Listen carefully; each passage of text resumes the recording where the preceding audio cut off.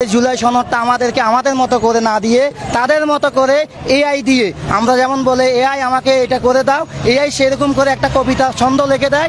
আমাদের মনে হচ্ছে যে তারা এআইকে বলে সেরকম একটা জুলাই সনদ করে ফেলছে। এই মুহূর্তে আমাদের যে কর্মসূচি দেখছেন, আমরা সেই কর্মসূচি নিয়ে আমরা সচিবালয়ের দিকে যাচ্ছি। আমরা আমাদের যে জুলাই সংশোধন কর্মসূচি আজকে ডাক দিয়েছি, আমরা আমাদেরকে যে জুলাই সনদ দেওয়ার কথা ছিল আসলে সেটা নিয়ে আমরা খুশি না।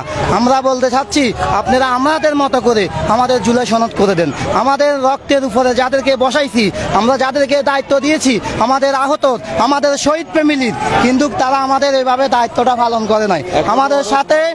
আমাদের সাথে বিশ্বাসঘাতকতা করেছে। আমাদের অনেক ভাই এখনো দেখতে পাচ্ছেন পঙ্গুত্ব পালন করেছে, অনেক ভাই মৃত্যুর সাথে ফাইনজাল হচ্ছে, কিন্তু তারা আমাদের জুলাই সনদ না দিয়ে আমাদের সাথে তালবাহানা করতেছে, মিথ্যে ধারণা দিচ্ছে। দীর্ঘত 1.5 বছর চলে যায়, কিন্তু কেটা কিভাবে আসছে সে তারা কিন্তু খোঁজ খবর নেয় না।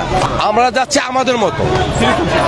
আমরা চাচ্ছি যে সেই সংবিধান জুলাই সনদে উল্লেখ থাকবে আমাদের চিকিৎসা, আমাদের আইনি সুরক্ষা, আমাদের যে বাইরা এখনো অসুস্থ হয়ে পঙ্গুত্ব পালন করছে তাদের চিকিৎসা ব্যবস্থা, তাদের চিকিৎসার দায়িত্বগুলো নেওয়া। কিন্তু যারা 24শে জুলাইতে আন্দোলনে আহত হয়ে গেছেন, এমনকি যারা শহীদ হয়ে গেছে তাদেরকে এভাবে স্বীকৃতি দেওয়া, কিন্তু তারা এভাবে স্বীকৃতি না দিয়ে তারা একটা গণভোটের আয়োজন করতেছে।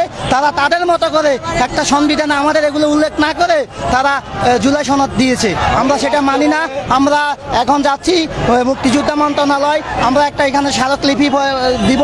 আমরা এই স্মারকলিপির মাধ্যমে আমরা জানিয়ে দিব আমাদের জুলাই সনদটা কিভাবে হবে।